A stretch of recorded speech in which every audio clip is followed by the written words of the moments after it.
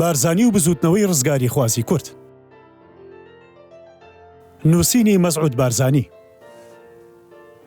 بەرگی دووەم 1958 بۆ 1961. کورد و شۆڕشی چواردەی تەمووزی 1958. چواردەی تەمووزی 1958 بۆ ئەیلولی 1961. بەشی 11. بزوتنەوەی شەواف. ئەوەی لە عەقید ڕوکن عەبدولوەهاب شەواف هاتووەتە زانین یەکێک بوو لە ئەفسەرە ئازادەکان کابیر و باوەڕێکی دیموکراتیانی هەبووە. لە بنەماڵێکی سەر بە دەرەوە بووە پێش شۆڕشی چواردەی تەمووز لەگەڵ عەبدولسەلام عارفدا ناکۆک بوو. لە کاتی ڕابوونی شۆڕشدا فەرمان دەرچوو بە داندرانی شەواف بە پلەی حاکمی گشتی سوپایی، بەڵام بەهۆی تین و پاڵنانی عەبدولسەلام عارفەوە ئەو فەرمانە لە 15 حوتی 1958دا هەڵوەشایەوە و شەواف کرا بە فەرماندەی سوپاکەی مووسڵ. شەواف ئەمەی بە نزمکردنەوەی پلەی خۆی زانی بە مەبەستی دوورخرانەوەی لە بەغدا هەرواش بوو.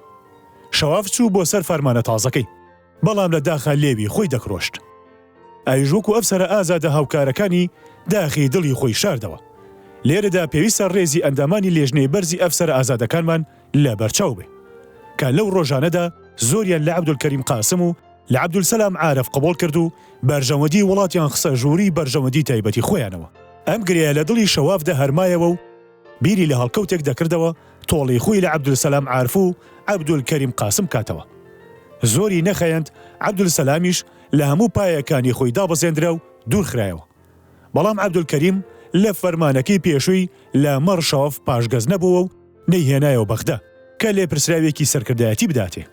پێم وایە ئەمە یەکێک بوو لە هەڵەکانی عەبدولکەریم کە دەبایە تۆڵەی ئەو نەحەقیە بکاتەوە لە شەواف کرابوو. ئەو خۆی بە کردەی عەبدولسەلامی دەزانی.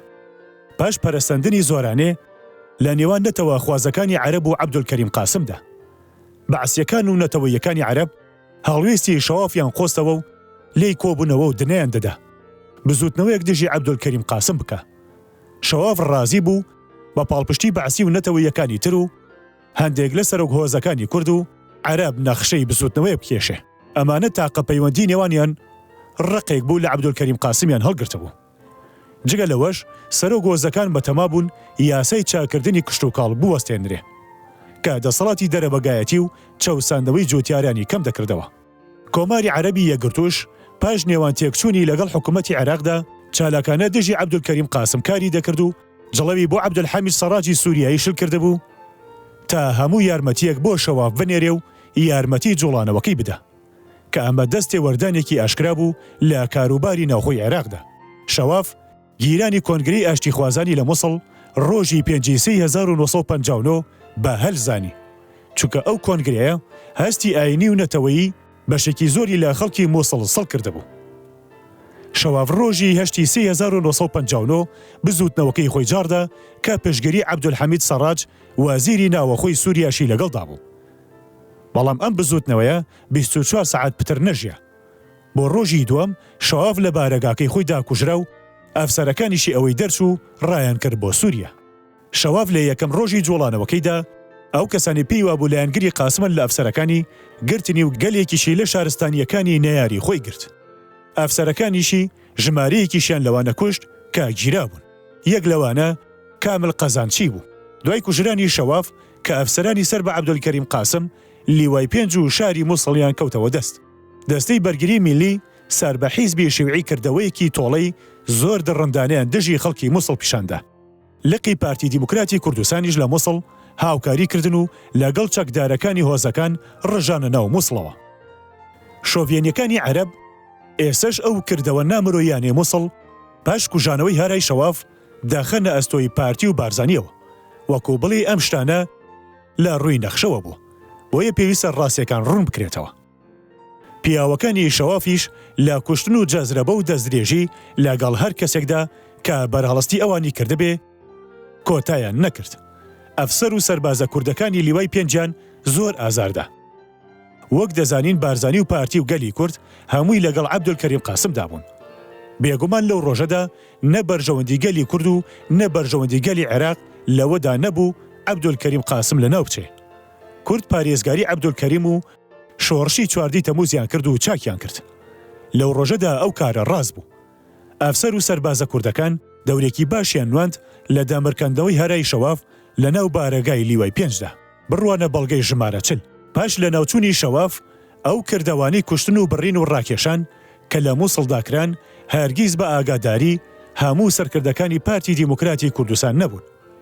بارزانی تاوانەکانی مووسڵی با توندی خەتابار کرد ئەگەرچی ئەوەی ڕوویدا تازە بووتە پارچەیەک لە مێژووی عێراق. چونکە ئەو حسابانە لە کاتی خۆیدا پاکرانەوە و پێویستمان بە تاوانبارکردنی کەس یا بێتاوان نیشاندانی کەس یا دڵدانەوەی کەس نییە. بەڵام ئەوە ڕاستەقینەیەکە. هەرچۆن بێ ئەو کردەوە درڕندانی شەواف و ئەفسەرەکانی کردیان لە کوشتن و جەزرەبە یا ئەو کردەوە تۆڵە کاریەی پاش لە ناوچوونی شەواف کرا کە زۆر درڕندانەتر بوو. هیچیان بە هیچ جۆرێک ناچێتە خانی قبوڵەوە.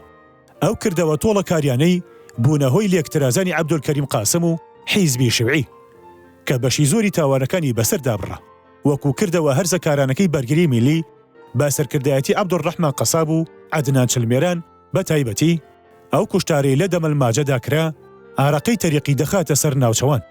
بەسەرهاتی مووسڵ زەنجیرەیە گۆڕانکاری گرنگی بەدوا دەهات کە دوژمنایەتی نێوان حیزبە عێراقیەکان و نەتەوە خوازەکان و عەبدولکەریم قاسمی پەتەرقوڵ کردەوە. لەو هەڵە زلانی عەبدولکەریم قاسم تێکەوت پەسەندکردنی کوژرانی نازم تەبەقچەلی و ڕەفعەت حاجی سڕی بوو. ئەم دوانە هەرچەند لەگەڵ پیلانەکانی شەوافدا بوون، بەڵام هاوکاریان لە بزوتنەوەکەدا نەکردبوو. کەسانێک بوون لە ئەفسەرە درەوشاوەکان کە قەدر و ڕێزی گەل و سوپایان لەسەر بوو. بارزانی لای عەبدولکەریم قاسم خۆی تێهاویشت و ئامۆژگاری کرد ڕازی نەبێ با کوشتنی ئەم دوانە. لەو کاتەدا بارزانی سەری لە شێخ ئەحمەدی بارزانی دەدا لە هەواری هۆری. سادقی برازای خۆی بە تایبەتی ناردەبەغدا کە نامەی بارزانی بۆ ئەم مەبەستە بگەێنێتە عەبدولکەریم قاسم. ڕووداوەکانی مووسڵ لە سەرەتاوە تا دوایی هەمووی سەرهەڵدانی قۆناغێکی خوێناوی بوو لە عێراقدا کە هیچ لایەنێک ناتوانێ خۆی لە ڕەخنەوبەر پرسبوونی لابدا. نەتەوە خوازەکان، شیوعیەکان و کورد هەموویان هەڵەیان کرد لە باری خۆیان و لە باری گەل و وڵاتەکەیانەوە، هەڵەیان کرد لە باری عێراقەوە. یاخیبوونی شێخ ڕەشیدی لۆلان یەکەمین کەسانێک کە بەهۆی ڕابوونی شۆڕشی 14 تەمووزەوە بە تایبەتی لە ساڵی یەکەمدا بەرژەوەندیان زیانی دی. ئاغا و دەرەبەگەکانی کوردستان بوون. ئەوانەی بەبێ بەرگری لە سەردەمی پاشایەتیدا جوتیاریان دەچەوسانەوە، دەسەڵاتیان پوچایەوە یا خەریک بوو دەپوچایەوە. بۆیە ئەم چینە، چینی دەرەبەک ویسیان بە هەر جۆرێ بۆیان دەست بدە پشتی جێبەجێبوونی یاسای چاکردنی کوشتۆکاڵ بگرن. شێخ ڕەشید لە گوندی لۆلانی سەر بە ناحەی سیدەکاندا دادەنیشت. ئەو پێشڕەوی ئاینی هۆزی براودۆسیەکان بوو. مەریدی زۆری لە کوردستانی ئێران و تورکیادا هەبوو. ناوچەکان لەسەر سنووری ئێران و تورکیایە. لەبەرەوە پەیوەندیکردنی ڕاستەوخۆ بەم دوو حکوومەتەوە دەژوار نەبوو. ئەم دوو حکوومەتە چەکیاندا بە پیاوەکانی شێخ و هانیاندان دژی شۆڕشی 14 تەمووز ڕاپەڕن و بەڵێنی هەموو جۆرە یارمەتی و پشگیریەکیان پێدان. لە شێخ زانراوە کاکینەی زۆری لە بارزانیەکانە و هاتا مردنیشی هەروامایەوە. بەڵام ئەمەڕێی ئەوە ناگرێ کە هەندێک ڕاستەقینەی لێ بژێڕینەوە. ئەو لە هەموو شێخەکانی کوردستان زیاتر ڕاگری ئەو بیر و باوەڕە بوو کە هەیبوو، وەکو هەندێک کەس ڕاڕا نەبوو. ئەو نرخ و بایەخانەی لای ئەو هەبوو لای زۆربەی دەرەبەگەکانی تر نەبوون. بە تایبەتی ئەو شتانی پەیوەندیان بە شەرەفەوە هەبوو. هەرچەندە شێخ خۆی و سۆفیەکانی ئامادەی یاخیبوون دژی کۆماریان هەبوو، بەڵام هەندێک کردەوەی بەرگری میلی و سەڵکردنەوەیان وای کرد جوڵانەوەی یاخیبوونەکەیان پەلەی لێ بکرێ. لە سەرەتای مایسی 1959دا گەماروی ناوەندی سیدەکانیاندا و هەموو ئەو بەرگری میلیانەیان گرت کە لە ناوچەکەدا بوون. بە یەک پەلاماری توند و کتو پڕ و بۆسەیان لە ڕێگەی سەری بەردیدا داناوە تا یارمەتی نەگاتە هێزە گەمارۆ دراوەکەی سیدەکان. عەبدولکەریم قاسم داوای لە بارزانی کرد چارێ ئەم ڕووداوە بکە.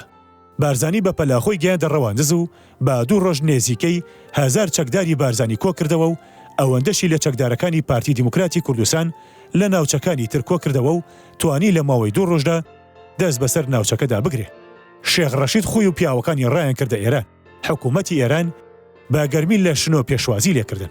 هەموو هۆیەکی بەڕێچوونی بۆ ڕێخستن و پڕچەکی کردن. لەم شەڕانەدا 3 شەهیدی بارزانیمان هەبوو لەگەڵ چەند بریندارێکدا. یەک لە شەهیدەکان سڵێمان عومەر بوو کە تازە لە یەکێتی سۆڤێت گەڕابووە. هێشتا هەموو کە سوکاری خۆی نەدی بوو. لەولا شەو بەرگری میلی کەوتە بروسکە ناردن با بۆنەی ئەم سەرکەوتنەی بەدەستیان هێنا. فەرماندەی فیرقەی دوو داوەت جەنابی دەورێکی ڕکاوی گێڕا بۆ شاردنەوەی ناوی بارزانی و پارتی دیموکراتی کوردستان کە بەبێ ئەوان سەرکەوتن نەدەبوو. هەروەها بەرزکردنەوەی دەوری بەرگری میلی کە کەم هەتا زۆر هیچ دەورێکی نەبوو. یاخیبووەکانی لۆلان تا پاییزی 1959 لە ئێران مانەوە و پاشان عەبدولکەریم قاسم بڕیاری بردنی بۆ دەرکردن و هاتنەوە. لە بەهاری 1960 سادق بارزانی لە لۆلان سەردانی شێخ ڕەشیدی کرد بۆ لابردنی ناکۆکی دوژمنایەتی نێوان ئەو و بارزانی و لەم تەقەلایەدا تا ڕادەیەک سەرکەوتن. ڕووداوەکانی کەرکووک. شاری کەرکووک لە زۆر سەرەوە گرنگیەکی تایبەتی هەیە. هەرە ئاشکراکەیان ئەو نەوتە زۆرەی تێیدایە و کردوویەتیە مەڵبەندێکی گرنگی ئابووری. هەر بۆیەشە لە شارەکانی تر زیاتر هەڕەشەی بە عەرەبکرانی لێ دەکرێت. جگەلەوەی شوێنە جوگرافیاکەشی گەرەنگی خۆی هەیە. پێشدەستکاریە ڕەگەز پەرستانە ئاشکراکەی ساڵی 1975 شاری کەرکووک لە سەدای هەشتای دانیشتوانی کورد و ئەوانی تر تورک و عەرەب و ئاسووری بوون. داتواندرا ئەم شارە بکرێتە شاری برایەتی ئەگەر سیاسەتی حکومەتەکانی عێراق ڕاست بووە. کەچی ئێستا بووەتە نمونەیەکی بە عەرەبکردن و کۆچاندن و چەوسانەوە و گۆڕینی نەتەوایەتی. شاری کەرکووک با دڵی کوردستان دەژمێردرێ. بۆیە داغ لە دڵ و شۆڤێنیەکان دەیانەوێت دەستی بەسەردا بگرن و باری نەتەوایەتەکەی بگۆڕن. تەنانەت کاتێک لە پاش شەڕی یەکەمی دنیا ئیمپریالیزمی ئینگلیزی ڕازی بوو دەوڵەتێک بۆ کوردستان دابنێ بە پێشەوایەتی شێخ مەحموودی نەمر. کەرکووکی نەخستە ناو سنووری ئەو کوردستانەوە. بەشی گەلی کوردستان لەو دەوتەی لە خاکی خۆی دەردەهێنرێ تەنیا مەینەتی و کڵۆڵی بووە. حکوومەتی بەغدا بە پارینەوە چەکی وێرانکاری کڕی و دژی ژن و منداڵی کوردستان بەکاری هێنا. بەڵام بۆ ناوچەکانی تری عێراق زانستگە و کارگە و نەخۆشخانی پێکڕی و ڕێگەوبانی پێخۆش کرد. بۆیە باشتر وایە بڵین نەوتی کوردستان بووەتە مای نەکبەتی و مەینەتی بۆ گەلی کوردستان. بە عەرەبکردن لە کەرکووکدا شتێکی تازە نییە. بەڵام ئەوەی ڕژیمی بەعز بە ئاشکرا و باڕوونی کردوێتی لە هەموو ئەوانەی تێپەڕاندووە کە ڕژێمەکانی پێشووی عێراق کردویانە. لە سەردەمی یەکەم دەسەڵاتی بەعز ساڵی 1963 خەڵکی 23 گوندی کورد لە دەور و پشتی کەرکووک بە بیانووی پاراستنی ئاشتیەوە دەرکران و خێزانی عەرەب لەگەڵ شێخ حەواسی سەدید هێنرانە جێیان. ئەم کێشەیە لە وتوێژی 1966دا لەگەڵ بەزازدا و پاشتر لەگەڵ تاهیر یەحیادا هێنرانە گۆڕێ. تاهیر یەحیا ئەو عەرەبانی لابرد بەڵام وای دانا کە ببێتە ناوچەیەکی قەدەغا نەکورد و نەعەرەبی تێدا دانەنیشێ. چونکە زۆر لە کانگەی نەوتەوە نزیکە. لە وتوێژی ساڵی 1970دا شاری کەرکووک خاڵی بناغی ناکۆکیمان بوو لەگەڵ بەعزدا. پاشتر سەرکردایەتی شۆڕشی کورد و حکوومەتی بەعز پێکاتن لەسەر ئەوەی سەرژمێری ساڵی 1957 بکرێتە بناغی چارکردنی ناکۆکیەکە. کەچی بەعز دیسان دەستی کرد بە فێڵ و گۆڕینی دەفتەرەکانی سەرژمێری. لە کۆبوونەوەیکی وتوێژدا پێش ئیمزاکرانی پەیمانی 11 ئادار عەبدوڵڵا سەلوم سامەڕایی گوتی من دەڵێم کەرکووک کوردنیە. کێ دەتوانێت پێچەوانی ئەوە بسەلمێنێ؟ لەم قسەیە کۆبوونەوەکە گرژ بوو. بارزانی بە تۆڕیەوە گوتی کەرکووک لە وەتەی دنیا هەیە کورد بووە. ئەم قسەی تۆش هیچ پاڵپشتێکی مێژویی نییە. بتانەوێ و نەتانەوێ کەرکووک بە کوردی دەمێنێتەوە. دەتوانن بۆ ماوەیەک داگیری بکەن. بەڵام هەرگیز ناتوانن وامان لێ بکەن دەدان بە ڕەوابوونی ئەم کارەتان دابنین. کێشەی کەرکووک بێنە و بەردەی لەسەر ناکرێ و نامەوێ جارێکی تر گوێم لە قسەی وابێ. ئێمە هەموو پێناوێک لە ڕێی کەرکووکدا دەدەین. پاش پەیمانی ئادار ڕژێمی بەعسی لەسەر نەخشەیەکی داڕێژرا و کرێکارە کوردەکانی لە کۆمپانیای نەوت و شەمەندەفەر و کۆمپانیای کۆلا و ڕێکخرا و دایارەکانی میری گواستەوە و عەرەبی هێنایە جێگایان بەپێی ئەو دەفتەرانەی سەرژمێری کە دەستکاری تێدا کردبوو زۆری ژیارمەتی ئەو عەرەبانەیدا. لەلایەکی تریشەوە تینی بۆ کوردەکانی کەرکووک هێنا و دەری کردن. بێگومان سووربوونی هەردوولا لەسەر هەڵوێستی خۆیان بۆ کەرکووک یەکێک بوو لەو هۆیانەی پەیمانی 11 ئاداری لەق کرد و شەڕ ساڵی 1974 دەستی پێکردەوە. پاش ساڵی 1975 بەهۆی نسکۆی شۆڕشی ئەیلولەوە ڕژێم دەرفەتی بەربڵاوتر و ئازادی زیاتری دەستکەوت بۆ کردەوە شۆڤێنی و ڕەگەز پەرستەکانی.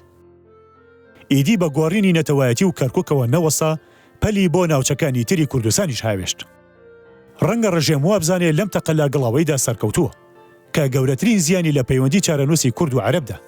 بەڵام من دووبارەی دەکەمەوە کە ئەم سەرکەوتنەی کاتیە و بە نەمانی خۆی ئەویش نامێنێ.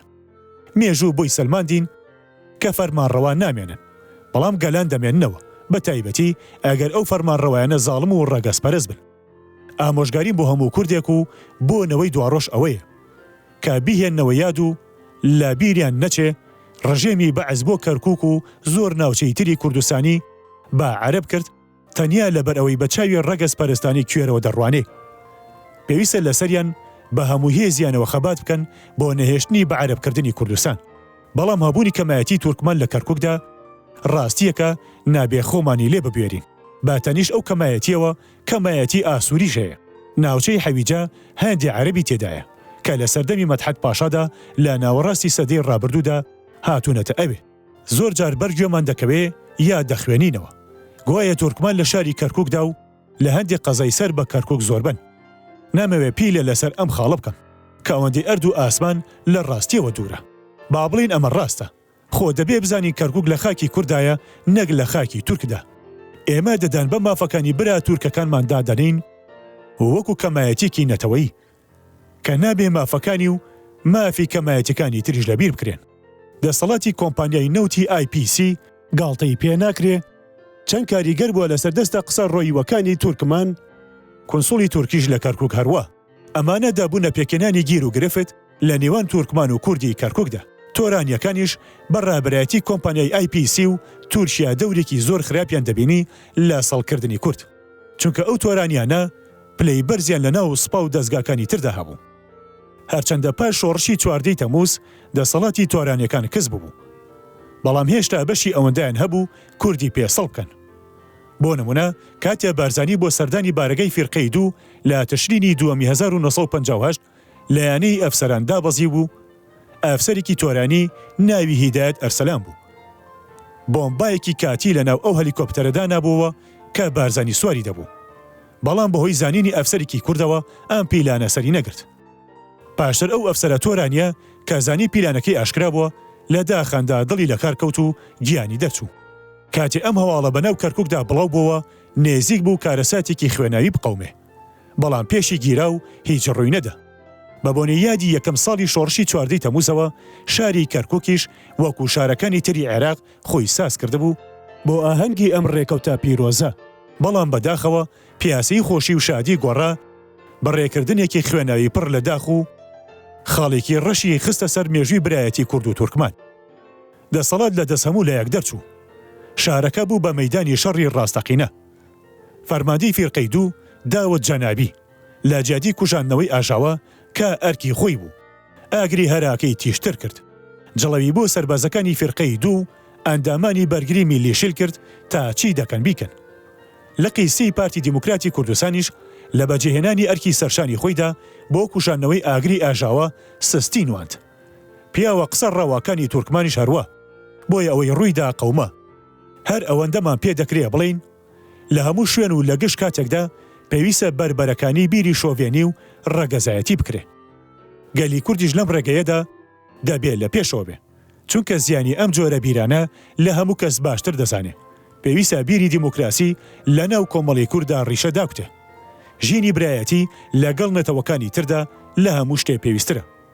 ڕووداوەکانی کەرکووک عەبدولکەریم قاسمی تاساند و فەرمانیدا بە هەڵوەشانەوەی بەرگری میلی. لایەنانی ڕووداوەکە هەر یەکە تاوانی دەخستە سەر ئەوی تر. بەڵام من پێم وایە بەبێ جیاوازی هەموو لایەک بەرپرسن و ئەو باڵیان دێتە سەر. لە 20 تەمووزی 1959دا لەگەڵ باوکمدا چ بووینە سەردانی بارزان. لە بیرمە دەستە نێردراوێکی پیا و ماقولی تورکمان هاتنە شەقڵاوە و لە ماڵی ساڵحبەگی میراندا چاویان بە بارزانی کەوت. ئەیش بە گیانی برایەنەوە دواندنی و بە توندی ڕووداوەکانی کەرکووکی تاوانبار کرد و بۆ ئەو دەستە نێردراوەی دووپات کردەوە کە زۆر سوورە لەسەر پاراستنی برایەتی کورد و تورکمان. بڕوانە باڵگەکانی 41 بۆ 45. هەوڵی کوشتنی عەبدولکەریم قاسم. تەقە لە سەر نەکەوتوەکەی ڕەشەکوژی عەبدولکەریم قاسم لە حوتی دەی 1959دا لە شەقامی ڕەشید لە سەر نەخشە و بەجێهێنانی حیزبی بەعز بوو کە یەکێکە لەو کارانەی ئەو حیزبە شانازی پێوە دەکا. پاش هەرای شەواف بەعز بە ئاشکرا کەوتە دوژمنایەتی عەبدولکەریم قاسم. هۆی ئەم زۆران بازی ئەوە بوو بەعز دەیویست دەسەڵات بەدەستەوە بگرێ، نەک بۆ یەگرتنی دەست بەجێ هەرچەندە بەعسیەکان ئەوەیە کرد بۆ بیانووی بە گەشتداچوونی قاسم و هێزەکانی تر، چونکە پاشتر سەلماندیان کە 2 جار دەسەڵاتیان هاتە دەست، یەکەم لە شەباتی 1963 و دووەم لە تەموزی 1968 و تا ئێستاش هەر عێراقیان بەدەستەوەیە، کەچی یەک هەنگاویشان بەرە و یەکەتی نەهاویشتووە. هیچ حیزبێکی عەرەبی یا حکومەتێکی عەرەب ئەوەندەی بەعس و حکومەتی بەعس خراپەی لەگەڵ یەکاتیدا نەکردووە. ئەو دەردەی یەکاتی خوازان و ناسریەکان بەدەست بەعسەوە دیبیانە لە هیچ حکومەتێکی تر نەیانتیوە.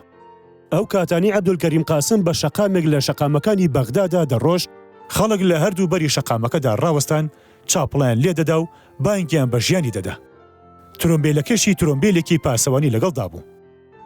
لە مامۆستا عەزیز شەریفم بیست دەیگوت عەبدولکەریم قاسم بڕیاریدا بە ترۆمبیلەکەی خۆی و بێ پاسەوە بگەڕێ، چونکە بیستبووی ڕادووی سەوت العەرەب بە ترسونۆکی ناوی دێنێ کە لە ترسی تۆڵەی جەماوەری یەک ڕیز ترۆمبیلی پاسەوانی لەگەڵدایە.